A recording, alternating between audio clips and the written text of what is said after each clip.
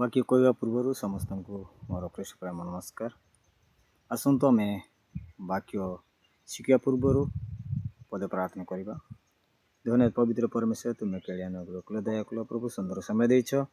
परमेश्वर प्रभु आज महाप्रभु जो प्रसंग रही है शिखा पूर्व तुम्हें आशीर्वाद कर समस्त प्रार्थना शुणी उत्तर दे धन्यवाद जीशु मांगुछ पिता आमेन। देखा प्रेरित 2 पर्व 1 पदरु 12 पद आम देखा प्रसंग दिखाई पवित्र आत्मा को द्वारा शक्ति हेबा। पवित्र आत्मा को द्वारा शक्ति हेबा आम देखुछु जे प्रभु आमको जो पवित्र आत्मा दे अच्छे से पवित्र आत्मा द्वारा आम शक्तियुक्त हेबा। आम देखुछु जे प्रथम विषय होची साक्ष्य देवाई शक्ति साक्ष्य देवाई शक्ति हेबा। आम देखुछु जे प्रेरित 1 पर्व तार 8 पद लिखा जाए मात्र पवित्र आत्मा तुम मान ऊपर आसिले तुम्हें माने शक्ति प्राप्त हेबो आउ तुम्हें माने पृथ्वीर प्रांत पर्यंत मोहर साक्षी हेबो। मात्र पवित्र आत्मा आम मान ऊपर आसिले आम कौन हेबा ना शक्ति प्राप्त हेबा एवं आमे तांकर साक्षी हेबा। एवं द्वितीय विषय होची आंतरिक मनुष्यर शक्ति वृद्धि। आम देखुचु जे एपिसोड 3 तार 16 पद लिखा जाए आउ जेपरी से अपना गौरवर धन अनुसार अपना आत्मा द्वारा तुम मान अंतकरणर मनुष्य को शक्ति रे बलवान करते मनुष्य को शक्ति रे बलवान करते। आउ तृतीय विषय होची 3 नंबर विषय होची प्रार्थना व दुर्बलतार सहायता। प्रार्थना व दुर्बलतार सहायता प्रार्थना दुर्बल रे देखुच आम जहाँकि रोमी 8 तार 26 पद लिखा जाए सेहीपरि आत्मा मध्य आम मानकर दुर्बलतार साहाय्य करती कारण किपरि प्रार्थना करने को हेबो ताहा आमे माने जानू नाही मात्र आत्मा निजे कही न हेला प्रकारर दीर्घ श्वास द्वारा आम मानक पाई निवेदन करते। आ देखुचु जे प्रार्थना और दुर्बलतार सहाय प्रभु आम किपरि प्रार्थना करवा कौन केमिति प्रार्थना करवा से विषय में अंतसंत हेबा से टाइम रे जे पवित्र आत्मा आमको साहाय्य करती से। आउ चतुर्थ विषय होची पवित्रता व जययुक्त जीवन। पवित्र आत्मा बा पवित्रता व जययुक्त जीवन आम देखुचु गालातिया 5 तार 16 पद लिखा जाए मु कहूची आत्मा अनुसार चलो तो तुम्हें माने शरीर कामना कदापि पूर्ण करिबो नाही। आम देखुचु जे आत्मा को अनुसार चलवा को पड़ो ताहले माने सबकिछि आम पूर्ण करि परिबा एवं आत्मा आमको सबकिछि साहाय्य करिबो। एवं पंचम विषय होची आत्मा को फल आम जानिछु गालातिया 5 तार 22-23 पद देखुचु जे पवित्र आत्मा को द्वारा शक्ति पाइबार अर्थ होची चमत्कार करिबा नुहे बरं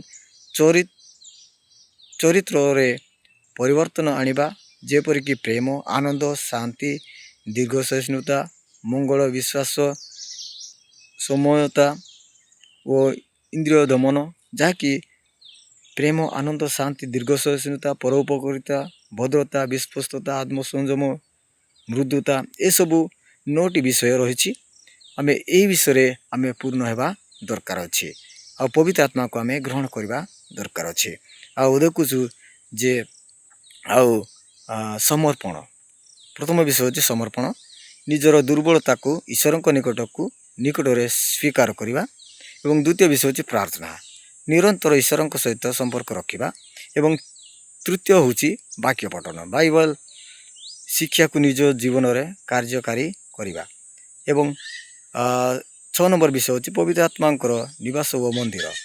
पवित्र आत्मा निवास मंदिर देखुचु जहाँकि प्रथम करती 6 तार 19 पद लिखा जाए तुम्हें माने कौन जान ना जे तुम मान शरीर पवित्र आत्मा मंदिर से आत्मा तुम मान भितर रे अच्छी जहाँ को तुम्हें माने ईश्वर ठारू पाई अच्छ। आम देखुचु जहाँकि आम हूँ ईश्वर मंदिर से मंदिर रे आम पवित्र आत्मा बास करने चाहती ଆମେ সেই ମନ୍ଦିରକୁ ଆମେ ନଷ୍ଟ କରିବା ନାହିଁ। ଆମେ ଯଦି ନଷ୍ଟ କରିବା ତାହେଲେ ପରମେଶ୍ୱର ଆମକୁ ନଷ୍ଟ କରିବେ।